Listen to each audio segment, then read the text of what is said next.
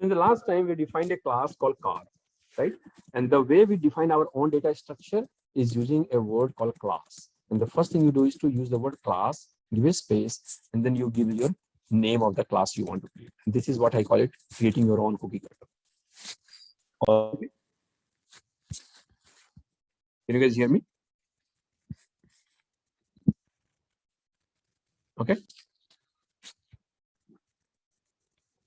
So suppose I'm creating my own structure, data structure, like a list or dictionary. I'm creating my own data structure, and this data structure will have my data, like brand. Brand is a string, model is a string, color is a string, license plate, this also is string. These 4 data elements together is my own, not really a list, but basically something called a class. A class called car, and will have brand, model, license plate.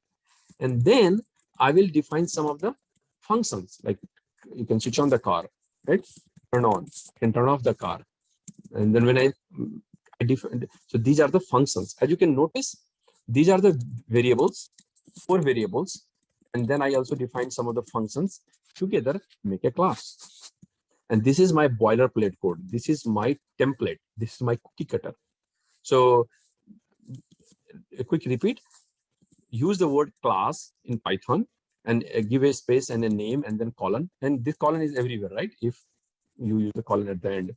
So class also, when you are defining your own class or defining your own data structure, you are putting a colon, and then define all the attributes, all the nouns, right? Name, phone number, roll number, email, all these things. And then you define methods or functions. That function will operate on the data, turn on, turn off. These are the real-time functions the car has. Once I define it, I also have a very special function called, and you already know, how do you define a function? You say def, function name, and then some parameters the function will have, right? If you remember, we had defined a function in the past. Suppose I want to define a function to add 2 numbers. I'll say function add numbers. And then I say x comma y. These are the 2 numbers I want to add. This function takes 2 inputs. And then I'll return x plus y. The function always returns a value in majority of the cases. Okay. So similarly, in my data type or my data structure car, I have defined 2 functions called turn on and turn off. Now, Python also provides a special function. And this you have to remember. This function is called init. Init is for initialization. Okay, so this is basically a special function for initial. Let me quickly talk about this. So this function, when you define, it must have a name called underscore init underscore. And this is called, and you pass a parameter called self. What it means is this special function when Python sees exactly like this. You can write whatever code you can write inside, but the name, the signature or definition of this function is like this: def space underscore init underscore, and then parameter is self. Let me quickly tell you. The init object says that, hey, when you are creating an account, the real account, not when you are creating a cookie, do these things, whatever I am doing. And it also says self means the word is a reserved word, right? The self parameter says, if anything I want to refer, like I want to find out what is the brand right now, inside this class, inside this object, I will refer self dot, I'll say self dot brand, self dot this, self dot that. So I should be able to access inside this code, inside this whole block, this within the car class, I will have self dot to refer these data types, brand name. I'll talk more about it, but let me quickly show you one thing. So this is a special method. You have to use exactly the same name, whatever inside you want. Right now, I'm just saying printed am construction. Okay. And then I'm going to run. And once I have the class object already defined at the top, or people also call it class. Once I defined a class called car, which is my data structure, I can create my car one. This is a real cookie. Using this cookie cutter, create a cookie car one. Using this same cookie cutter, I'm creating another object called car2. Each object or car will have its own value. The first can be Honda and red color, second will be Toyota and black color, and so on, right? And let me first comment this out here. If I run this code and say print car1 dot model, car1 dot color. Here I will do the same thing, and I'll print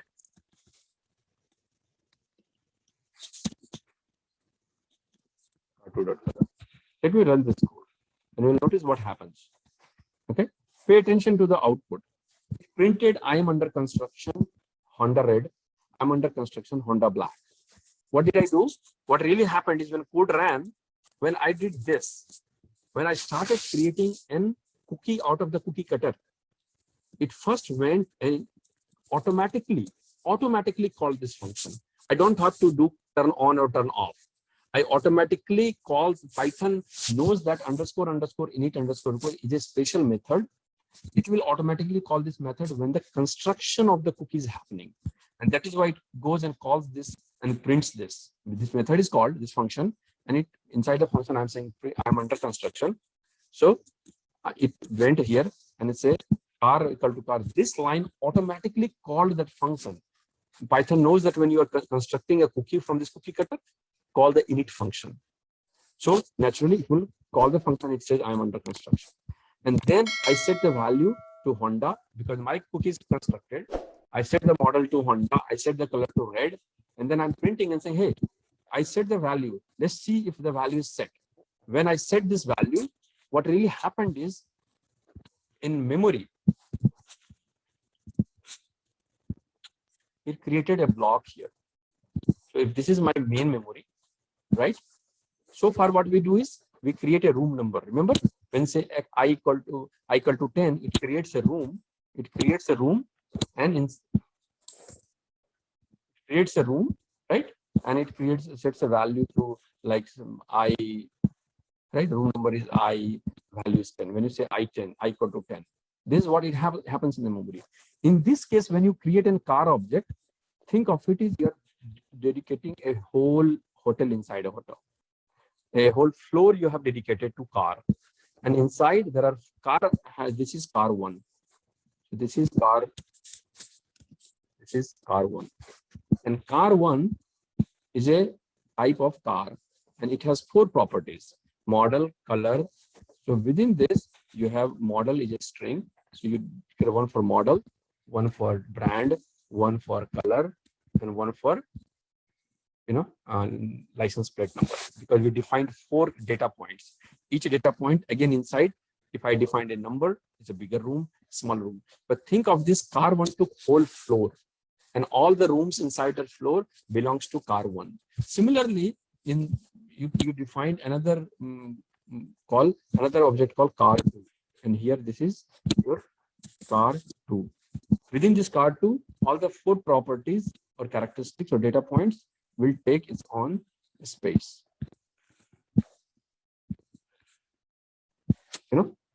Of course, it has to be same size because the data type, if it is a string, it's a string. This room in car 1 and this room in car 2 has to be same because both are strings. I just drew it in the, ideally I should draw like this. I should go here and say this to here and to here. Right? But this is a whole floor. Car 2 is a whole floor dedicated for car 1. Similarly, this is for car 2. This is for car 1, because this is what really behind the scene happens. You're creating a group of rooms for each data type that you defined inside the car object. The model, color, nameplate, and one more property I defined, I forgot. Okay? These 4 we have defined. Similarly, car 2, it took another second floor, car 2. Car 3, third floor, all car 3. So whenever I set the value Honda inside here, car 1, it basically goes to this object here. If I do car 2 dot Toyota, it is not going to impact car 1. It is going to go into this one, in this floor, one room in that floor. So in another way, if you look at from memory, any data type you have defined here, any custom data type, any class you defined, basically you are saying, give me the whole floor and all the rooms of that floor, and rooms will be allocated based on what are the properties inside the car object I have defined. Okay. So now I can create car 1, car 2, car 3, car 4. I can create multiple cars. Take the same example, account. Once I define an account could be, account belongs to Pranav, account belongs to Akash, account can belong to Dave, right? Different people have different account, but structure is still same. So you define the structure and then create individual account. And that is the power of object. One, I'm defining a real life object. Account name, number, open account, close account, transfer balance, withdraw, deposit. All these are the functions and account data type like name, number, and all. Now I mimicked the real life data object into my programming object, and now I can operate on it. Once I define the template, once I define the cookie cutter account, I can create one account for Pranav. Tomorrow if Anish comes, I'll create an account for Anish. Suppose Anish wants to buy a new car, I'll say car underscore Anish equal to car. This is how I will instantiate. I will create a new car for Anish, and I'll say car underscore Anish dot model equal to X3. Anish may like BMW, right? Then brand would be BMW, right? So this is non-Anish car. This is real car. Based on the definition of the car, I created a new car, real car, right? Something absolute. Similarly, car 2 and all that part. So this is the power of now. If you notice, to create Anish car, I don't have to create a new object. I don't have to create a new definition. I use the same definition and created a new object out of it. The class I had defined it. Now I can reuse it by simply changing the values.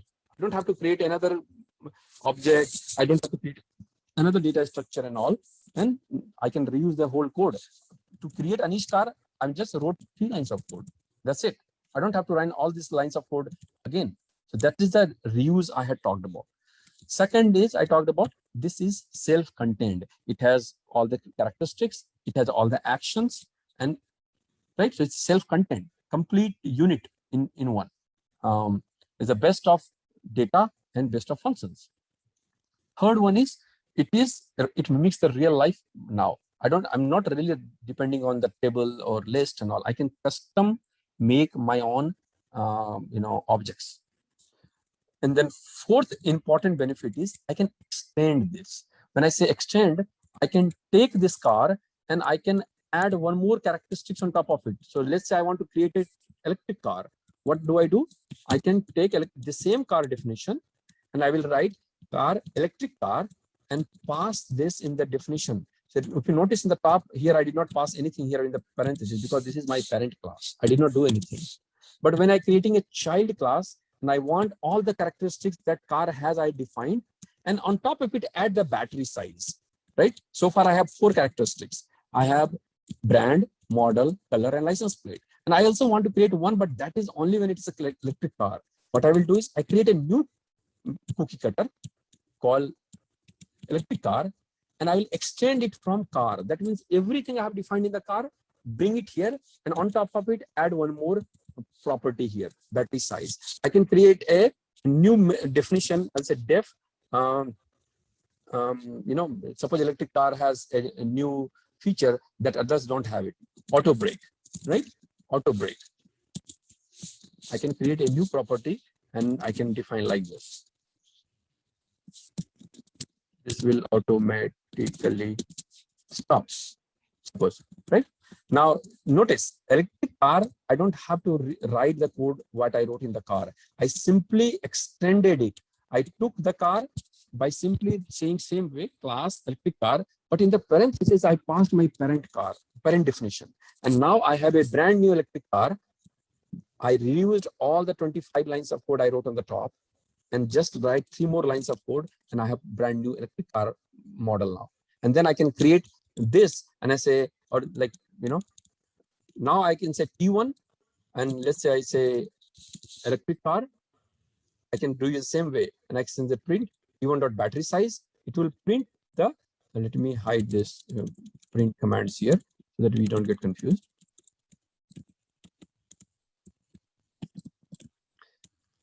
Right. So electric car, T1 equal to electric car. So I am using the same model to create now from this is my new cookie cutter, electric car, which is based on my parent cookie cutter called car. And I'm creating an object T1 of the same new cookie cutter, and I'm printing the value. Let's see what happens when I run this code. When you run this code, see it. Okay, basically I'm creating this car. That's why it is doing that. So let me get rid of these things, R2, so that we can see it in action. Now, if you run it, it says I'm under construction, and it printed large because I set the value large here. I set the value battery size large. I took original cookie cutter, extended it to create a new cookie cutter called electric car. This has now all the characteristics and all the functions of functions of original car. If I do here T1 dot, see it has brand, model, both. I never draw. If you look at my line of code, only I wrote this line of code for electric car when I defined it. But since I'm extending this car, T1 has all things that I had defined in that: brand, battery size, the color, license plate, turn on, turn off. We never defined a turn on here in this class. But how did it come? Because it was defined in the parent class. And this is another powerful concept in object-oriented programming. It's called inheritance. You're inheriting the characteristics of your original cookie cutter. If you're inheriting the characteristics of your father, right? The father of electric car is original car. And that makes the objects really, really powerful. Okay. So this is at a high level all about programming, object-oriented programming. Of course, it's very vast. There are a lot of concepts. It takes a lot of time and practice, but I hope you understand now at a high level why object-oriented programming is so powerful, because now you can create your own objects. You can extend existing objects. You can reuse it. You can, create a self unit, and then you can give it to somebody to use it so that they don't have to write the code. Because at the end, Python or any programming language is to solve real life business problems, solve and write minimal line of code. And as you can see, electric car, I wrote only 5 lines of code, but I still have the features of car that I had defined in the top.